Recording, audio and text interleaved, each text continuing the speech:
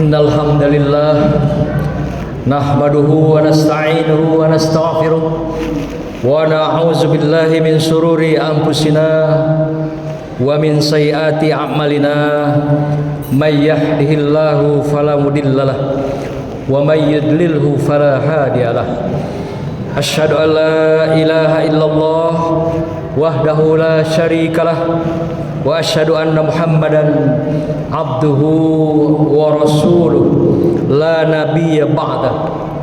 Allahumma shalli wa sallim ala sayyidina wa habibina wa maulana wa safi'ina wa qurrati a'yunina Muhammadin wa ala alihi wa sahbihi al-mujahidina li iqamatid dinih wa sallama tasliman katsira.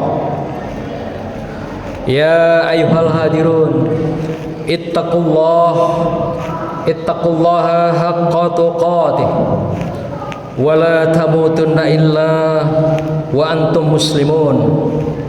Amma ba'd. Qala Allah Ta'ala fi kitabihil karim, a'udzu billahi minasy syaithanir rajim. Bismillahirrahmanirrahim. Ya ayuhan nas, inna khalaqnakum min zakari wa unsa wa ja'alnakum su'ban wa qabaila lita'arafu.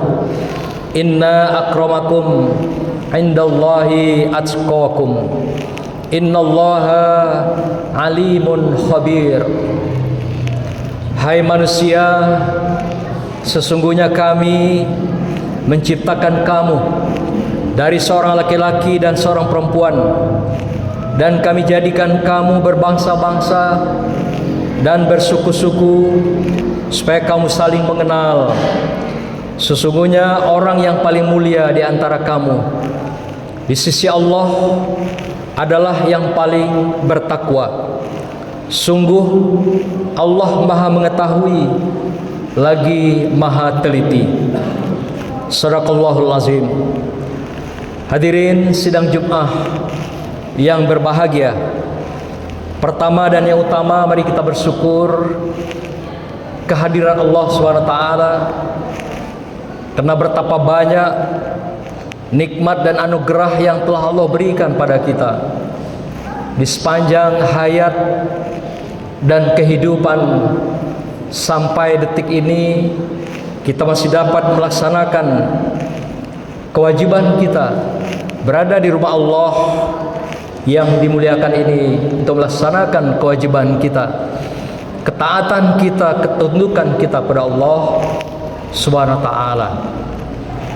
Oleh karena itu, sebagai wujud syukur kita kepada Allah, sudah sepantasnya kita memantapkan kualitas iman dan takwa kita kepada Allah SWT dengan sesungguhnya melaksanakan apa yang diperintahkan dalam kehidupan kita dan meninggalkan segala apa yang dilarang di dalam perbuatan, di dalam berpikir, di dalam merasa, di sepanjang tarikan napas dan langkah kita. Selanjutnya mari kita sampaikan selawat dan salam pada junjungan kita, junjungan alam, junjungan semua makhluk, Rasulullah sallallahu alaihi wasallam. Semoga dengan selawat dan salam ini kita akan mendapatkan wasilah Rasulullah. Kita akan mendapatkan syafaat Rasulullah ketika kelak tidak ada pertolongan seorang makhluk pun kecuali kita membutuhkan, kita mendambakan pertolongan Allah Subhanahu wa taala dan syafaat Rasulullah sallallahu alaihi wasallam. Hadirin yang dimuliakan Allah, izinkan kami sebagai khatib hari ini menyampaikan khutbah yang singkat dengan judul Meraih Kemuliaan di Hadapan Allah dan Kehormatan di Hadapan Manusia. Hadirin berbahagia, setiap kita tentu ingin hidupnya mulia dan bermartabat, dimuliakan oleh Allah dan dihormati oleh manusia, bahkan oleh makhluk di muka bumi Allah ini. Rasulullah telah meninggalkan wasiat pada kita. Ada 3 jalan kata Rasulullah. Kalau engkau ingin mendapatkan kemuliaan Allah, ingin mendapatkan kehormatan di hadapan di sisi manusia, selama kamu menjalani hidup yang fana di dunia ini. Kata Rasulullah dalam hadisnya yang diriwayatkan oleh Imam Ahmad dan Imam Tirmizi, hadis dari Abu Dzar yang berbunyi, yang pertama kata Rasulullah, ittaqullaha haitsuma kunta. Bertakwalah kepada Allah dimanapun kamu berada di muka bumi Allah ini. Dengan takwa kepada Allah artinya kita hidup bergantung dengan Allah, bukan dengan makhluk, bukan dengan manusia, bukan dengan apapun selain kekuatan, selain ketergantungan kepada Allah Subhanahu wa ta'ala. Baik di hadapan manusia, di belakang manusia, dimanapun kita berada, kita tetap menyatakan, tetap menunjukkan dalam kehidupan kita ketakwaan itu pada Allah SWT. Maka itu ayat kami bacakan tadi, Allah sudah menyatakan kepada kita semua. Allah katakan, inna akramakum indallahi atqakum. Allah dengan tegas mengatakan agar kita tetap berada dalam takwa ini kepada Allah SWT. Karena sesungguhnya orang-orang yang mulia di hadapan Allah bukan dilihat dari sukunya, warna kulitnya, kepintarannya, kecerdasannya, tinggi pendidikannya, tinggi jabatan dan pangkatnya. Tapi ternyata Allah katakan kemuliaan kamu di hadapanku adalah atqakum, ketakwaan kamu. Takwa kata Imam At-Tabari dikatakan adalah keseluruhan totalitas hidup kita menggantungkan kehidupan pada Allah. Akli kita, akal kita, kecerdasan kita tergantung kepada Allah. Hati kita, kolbi, hati nurani, sanubari tergantung kesadaran kepada Allah. Nafs kita, nafsu, jiwa kita tergantung kepada Allah. Sampai jasad kita, fisik kita semuanya tergantung pada Allah.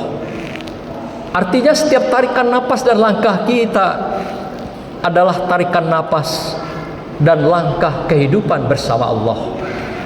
Inilah takwa itu, sesuai dengan janji kita ketika kita lahir ke dunia. Kita berjanji kepada Allah. Allah nyatakan dalam surah Al-A'raf ayat 172. Allah mengatakan pada kita waktu itu ketika ruh ditiupkan, wahai ruh si fulan, siapakah Tuhanmu?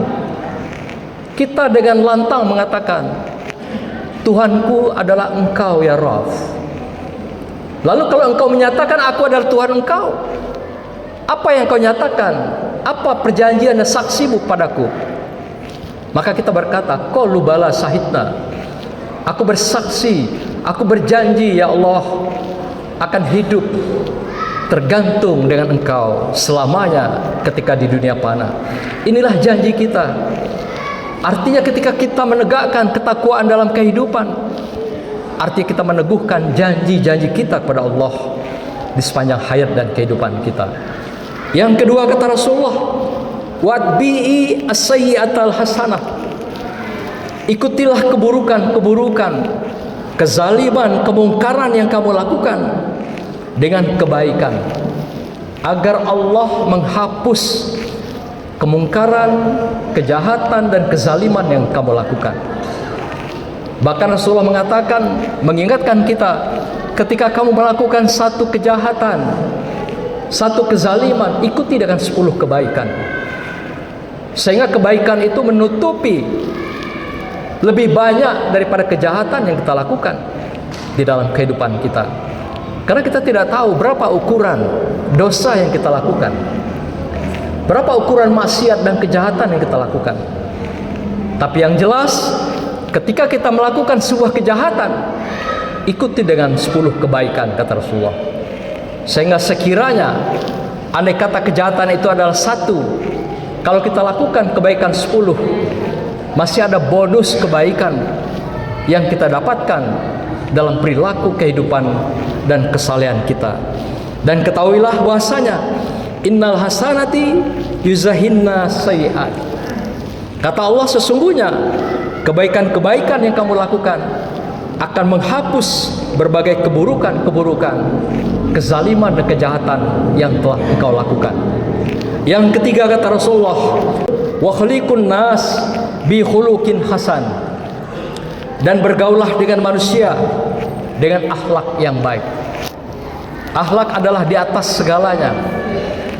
Tingginya ilmu akan menjadikan orang terhormat, tetapi tingginya akhlak akan menjadi orang mulia di hadapan Allah dan di hadapan makhluk lainnya. Inna hinna ahbakum ilayya ahsankum akhlak. Sesungguhnya orang yang paling aku cintai di antara kamu semua adalah orang yang paling baik akhlaknya. Bukan tinggi ilmunya, bukan orang yang paling cerdas, bukan paling pintar, bukan paling kaya, bukan paling tinggi pangkatnya, tapi adalah mereka yang utama akhlaknya, yang baik akhlaknya dengan sesama dalam kehidupan keseharian, dalam pergaulan kemasyarakatan, beragama, berbangsa, dan bernegara. Hadirin yang berbahagia, demikianlah khutbah singkat ini. Semoga menginspirasi kita, menyadarkan kita, wabil khusus kami secara pribadi dan untuk kita semua di hari yang mulia, hari yang berbahagia, hari Jumat yang sangat dicintai Allah Subhanahu wa taala. A'udzubillahi minasyaitonir rajim. Bismillahirrahmanirrahim. Wal asri innal insana lafi khusr illal ladzina amanu wa 'amilus solihati wa tawassaw bil haqq wa tawassaw bis sabr. Barakallahu li wa lakum fil Qur'anil azim wa nafa'ani wa iyyakum bima fihi minal ayati wa zikril hakim wa taqabbala minni wa minkum tilawatahu innahu was-samiul alim. Aqulu qawli hadza wa astaghfiruhu innahu huwal ghafurur rahim.